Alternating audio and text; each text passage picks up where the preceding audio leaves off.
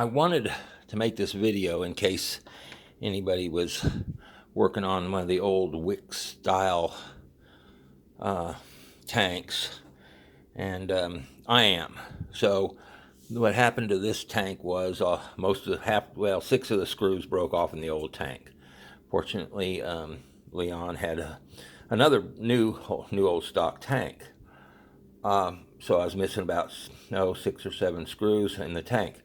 So I bought some screws, and I bought the tank, and I put it together. And the screws I bought were number 6s by 1/2 inch. Well, the tank I got was an old style tank from, it was blue, but it had holes that were larger, and they took number 8 by 9/16. Didn't know that. So I couldn't find number 8 by 9/16, so I found these stainless number 8 by 5/8, and then I just ground off the points, take a 1/16 off. So what the idea is I'm going to, instead of the Wick filter, I'm going to use the whole entire, I'm sorry, let me get my hand out of the way, Wick assembly like this, where the wick would have gone through, and this is the felt washer that went with the probably won't be able to get this with the, there we go, and I'll have to tighten that down real tight. I've got a little wrench here, I don't do that. And so there's a washer and a filter here, and then the regular filter. So this will go together in there. And so some gasoline will be able to get through here into the little well, and some will come through the filter itself. Either way, it doesn't really matter. It'll get there. And then that way I can use my old style fuel line. And this one somebody had drilled through here, so I filled it. But I wanted this to look period. Now, I won't be able to replace this fuel line very easily like it would be if it was a drilled cap, but I wanted it to look period, and since this is an XL-500, I probably won't be changing the filter and need to change the filter. Now, I've already had this together once, and it didn't hold, and what I used was some ultra gray, I forget which one I used, one of these, either one of these Forma gasket sealant or ultra gray gasket maker, and I ended up having to clean it all off.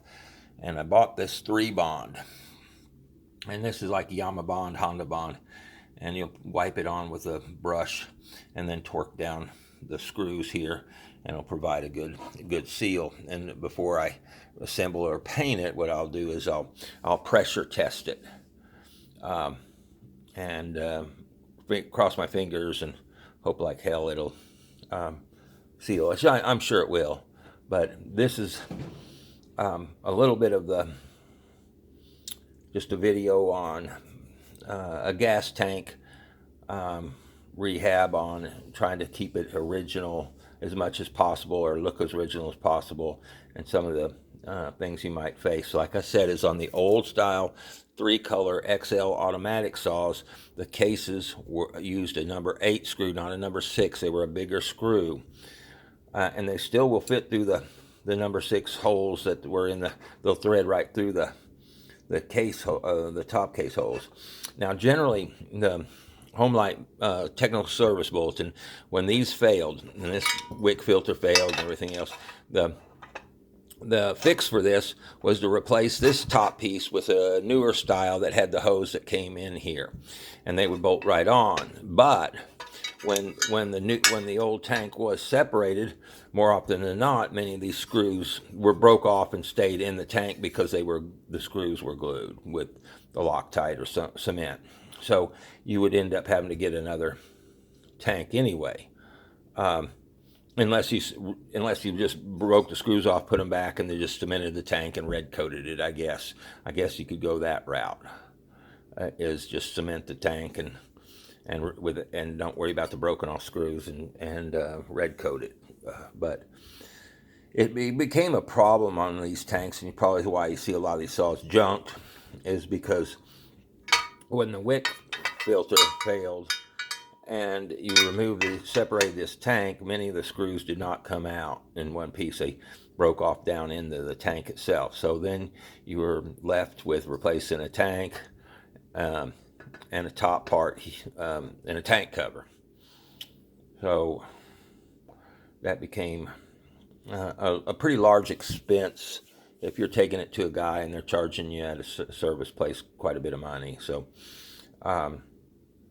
this wasn't cheap, but like I said, it's an XL-500. I wanted it to look like an XL-500 that hadn't been modified, and the little bit of modification that I did what I did was I drilled a hole through here and then used an epoxy sealer on this, so it draws from it. Actually, there's a well inside here that both the filter will weep into and this will suck into, that will feed the line.